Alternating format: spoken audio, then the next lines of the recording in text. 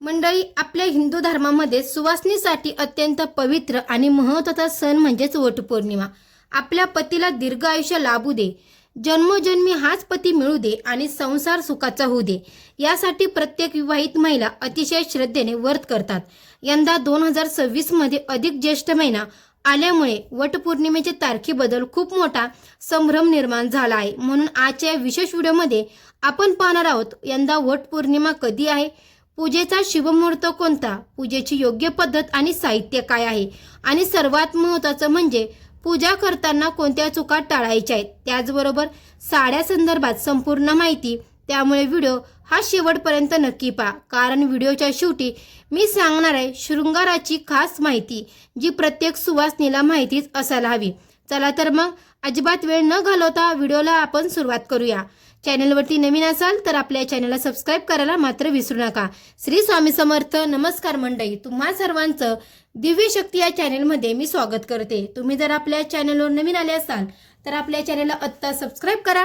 Comment बॉक्समध्ये श्री स्वामी समर्थ नक्की comment करा आणि बेल आयकॉनला सुद्धा प्रेस करा, म्हणजे जेव्हा कधी मी अशी माहिती आणि उपयोगाचे व्हिडिओ अपलोड करेल त्याचं सर्वात अगोदर नोटिफिकेशन तुम्हाला पडेल आणि तुम्ही एकही व्हिडिओ मिस करणार नाही. चला तर मंडळी, वेळ न घालवता आपण आपल्या आजच्या व्हिडिओला सुरुवात करूया. मंडळी, सगळ्यात आधी जाणून घेऊया यंदा वटपौर्णिमा कधी आहे. 2026 मध्ये अधिक मासामुळे तारीख थोडी पुढे गेली आहे. पंचांगानुसार ज्येष्ठ पौर्णिमा तिथी 29 जून 2026 सोमवारी रोजी येत आहे. उदया तिथीनुसार सोमवार 29 जून हाच दिवशी वटपौर्णिमेच्या पूजेसाठी आणि उपवासासाठी सर्वोत्तम मानला गेला आहे. पूजेचा शुभमुहूर्त हा सकाळी 8:55 ते दुपारी 12:30 पूजेचा अत्यंत शुभ मुहूर्त आहे. या काळात केलेली पूजा खूप फलदायक ठरते. या दिवशी शुक्लयोग आणि ब्रह्मयोग असे दोन मोठे राजयोग जुळून आले आहेत. त्यामुळे यंदाच्या वटपौर्णिमेचे महत्त्व आणखीच वाढले आहेत. आता यामध्ये राहू काळ जो आहे तर तो सकाळी 7:30 चालू होतोय आणि 9ला संपत आहे. त्यामुळे हा काळ सोडून तुम्ही पूजा करायची आहे. पूजेला करायला निघण्यापूर्वी साहित्याची तयारी नीट करून घ्या, जेणेकरून आयत्या वेळी धावपळ होणार नाही. आपल्या लागणारे साहित्य खालीलप्रमाणे असेल. पूजेसाठी विधीमध्ये त्यामध्ये सर्व साहित्य आपल्याला लागणार आहे. त्यामध्ये हळदी कुंकू, अक्षदा, गुलाल, चंदन, त्यानंतर वडाला बांधण्यासाठी पांढरा सुती धागा, विड्याचे पाने, सुपारी, नैवेद्यासाठी पुरणपोळी किंवा सुकामेवा, 5 प्रकारची फळे, त्यात आंबा आणि फणसाचे गरे आवर्जून ठेवावे. ओले हरभरे म्हणजेच की भिजवलेले चणा डाळ किंवा सावित्रीने सत्यवानाचे प्राण परत आणताना हरभऱ्याचा वापर केला होता अशी मान्यता आहे. बांबूचा लहान पंखा, पंतीला वारा घालण्यासाठी मातीचा दिवा किंवा कळसाचा तांब्याचा कलश, दिवा, अगरबत्ती, कापूर हे सर्व साहित्य आपल्याला लागणार आहे. आता वडाची पूजा कशी करावी हे आपण बोलूया. आता बघा मंडळी, ताईंनो, सर्वात पहिल्यांदा काय करायचं आहे, वटपौर्णिमेच्या दिवशी सकाळी लवकर उठून स्नान करून स्वच्छ तयार व्हायचं आहे. मनात सकारात्मक विचार ठेवावे. वडाच्या झाडापाशी आल्यावर आधी वडाच्या मुळाशी थोडी शुद्ध पाणी अर्पण करावे. त्यानंतर झाडाला हळदी कुंकू, अक्षदा आणि फुले वाहून नमस्कार करावा. वडाच्या झाडाला विड्याचे 5 पाने, सुपारी, 5 फळे आणि भिजलेले हरभरे अर्पण करावेत. दिवा आणि अगरबत्ती ओवाळावी. आता सर्वात महत्त्वाचा भाग म्हणजे सुतीची रीळ घेऊन वडाच्या झाडाच्या 7 फेऱ्या मारायच्या आहेत. फेऱ्या मारताना मनोभावे पतीच्या दीर्घ आयुष्यासाठी आणि सुखी संसारासाठी प्रार्थना करावी. प्रत्येक फेरी पूर्ण झाल्यावर वडाला सुताने गुंडाळावे. पूजा संपन्न झाल्यावर वडाच्या झाडाची कथा ऐकावी आणि वाचावी. घरी आल्यावर बांबूच्या पंख्याने पतीला वारा घालावा, त्याचे आशीर्वाद घ्यावेत आणि मगच उपवास सोडावा. अशा पद्धतीने आपल्याला पूजा करायची आहे. आता पूजा करताना कोणत्या चुका करू नयेत याबद्दलची माहिती घेऊया. अनेक महिला सोयीसाठी वडाची फांदी तोडून घरी आणतात आणि पूजा करतात, पण सजीव आणि अक्षय मानल्या जाणाऱ्या वडाची फांदी तोडणं म्हणजे त्याला दुखापत करण्यासारखं आहे. शक्यतो थेट वडाच्या झाडापाशी जाऊनच पूजा करावी. जर शक्य असेल तर कुंडीत लावलेल्या छोट्या रोपाची पूजा करावी, पण फांदी तोडू नये. वडाला फेऱ्या मारताना कमीत कमी 7 फेऱ्या माराव्यात. घाई गडबडीत फेऱ्यांची संख्या चुकू नका. या पवित्र दिवशी घरात किंवा पतीसोबत कोणताही वादविवाद, भांडणं करू नका. मनात कोणाबद्दल आकस किंवा राग न ठेवता प्रसन्न चिंतेने पूजा करावी. पूजेनंतर सुवासिनीने वाण म्हणून काहीतरी दिलं जातं. हे वाण देताना मनात कोणताही अहंकार नसावा आणि अशा पद्धतीने आपल्याला संपूर्ण वडाची पूजा जी आहे तर ती करायची आहे. आणि आता जसं की मी व्हिडिओच्या सुरुवातीला सांगितलं होतं की सुवासनीसाठी शृंगाराची खास आणि अत्यंत महत्त्वाची माहिती मी देणार आहे. वटपौर्णिमेला 16 शृंगार करण्याचे खूप मोठे फायदे आहेत. आता अखंड यामुळे सौभाग्य प्राप्त होतं. या दिवशी मंगळसूत्र स्वच्छ करून गळ्यात घालावे आणि पायात चांदीचे जोडे नक्की असावेत. जोडवे हे सुवासनीचं मुख्य लक्षण मानलं जातं. वटपौर्णिमेला हातामध्ये हिरव्या रंगाच्या काचेच्या बांगड्या घालणं अत्यंत शुभ मानलं जातं. त्यासोबतच तुम्ही सोन्याच्या पाटल्या किंवा तोडे घालू शकतात, पण बेस हिरव्या रंगाच्या बांगड्याच असाव्यात. आजकाल अनेक जण फॅशनमुळे टिकल्या लावतात, पण पूजेसाठी कपाळावर सुबक आकडं आडवे किंवा उभे कुंकू लावावे. कुंकू हे सौभाग्याचं प्रतीक आहे. वटपौर्णिमेला केसामध्ये सुंदर आंबाडा बांधून त्यावर मोगराचा किंवा चाफ्याचा गजरा घालावा.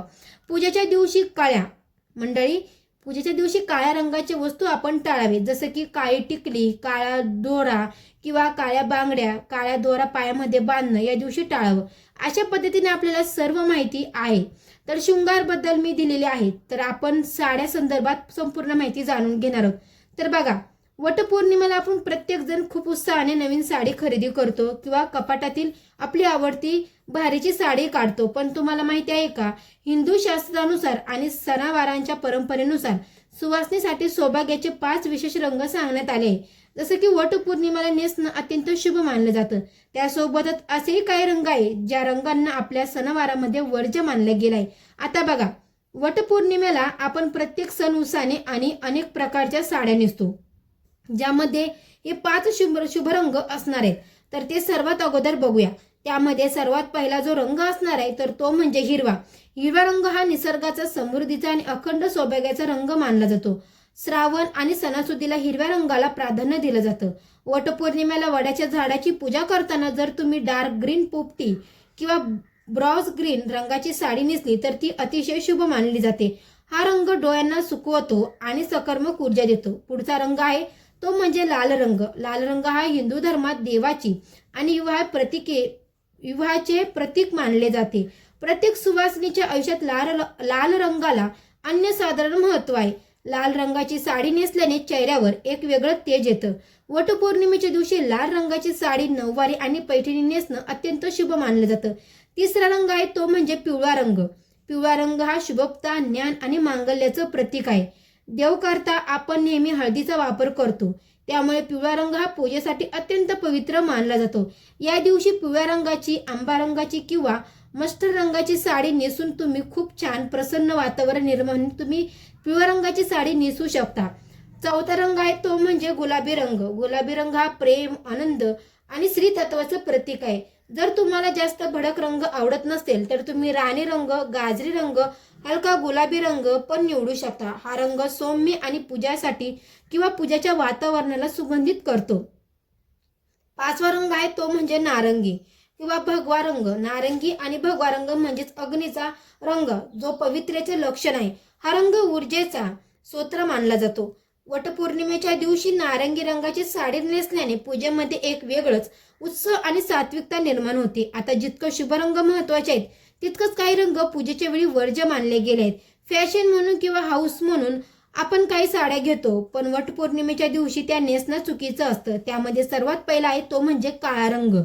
काळा रंग हा फॅशनमध्ये खूप लोकप्रिय असला तरी हिंदू धर्मात कोणत्याही शुभ कार्यात, पूजे किंवा सणात समारंभात काळा रंग वर्ज्य मानला जातो. काळा रंग हा नकारमत्ता आणि दुःखाचे प्रतीक मानला जातो. वटपौर्णिमा अखंड सौभाग्याचा उत्सव आहे, त्यामुळे या दिवशी काळी साडी, काळी बॉर्डर असलेली साडी किंवा काळी टिकली पूर्णपणे टाळावी. दुसरा आहे पांढरा रंग. पांढरा रंग हा शांततेचे प्रतीक आहे. सुवासिनीच्या पूजेच्या वेळी प्लेन पांढरी साडी नेसू नये. जरी पांढरी साडी असेल तर त्याला लाल, हिरवे किंवा मोठे जरीचे काठ असले तरी ती चालते, परंतु पूर्ण पांढरी किंवा फिक्कट राखाडी किंवा फिक्कट पांढरी साडी नेसणं टाळावी. तिसरा रंग आहे तो म्हणजे गडद निळा किंवा जांभळा. अनेक रंग, पंचांग आणि शास्त्रानुसार पूजेच्या वेळी निळ म्हणजे गडद निळा रंग नेसणे अशुभ मानले जाते. हा रंग राहू आणि शनीशी संबंधित मानला जातो, ज्यामुळे पूजेच्या सात्विकतेमध्ये अडथळा येऊ शकतो. म्हणूनच नवी भूल किंवा अतिशय डार्क निळ्या रंगाची साडी नेसू नका. पूर्णपणे सुकलेली विटकरी किंवा करडा रंग, कारण मातीसारखा निर्जीव वाटणारा करडा रंग किंवा एकदम फिरकट विटकरी रंग उत्साह कमी करतो. सणाच्या दिवशी आपण उच्च आणि जीवन सजीव रंगाचे कपडे परिधान करावे, ज्यामुळे मनाला आणि वातावरणाला प्रसन्न येते. अशा पद्धतीने आपल्याला सर्व रंग जे आहेत तर ते आपल्याला परिधान करायचे आहेत. काही आपल्याला परिधान करायचे नाहीत. बांगड्या घालत असताना हिरव्या आणि लाल रंगाच्या शक्यतो बांगड्या घाला. तर कोणत्या रंगाच्या बांगड्या घालू नका. आता ही माहिती जर तुम्हाला आवडली असेल तर या व्हिडिओला नक्की लाईक करा, चॅनलला सबस्क्राईब करा आणि जास्तीत जास्त लोकांपर्यंत नक्की हा व्हिडिओ शेअर करा. भेटू अशाच एका नवीन व्हिडिओमध्ये.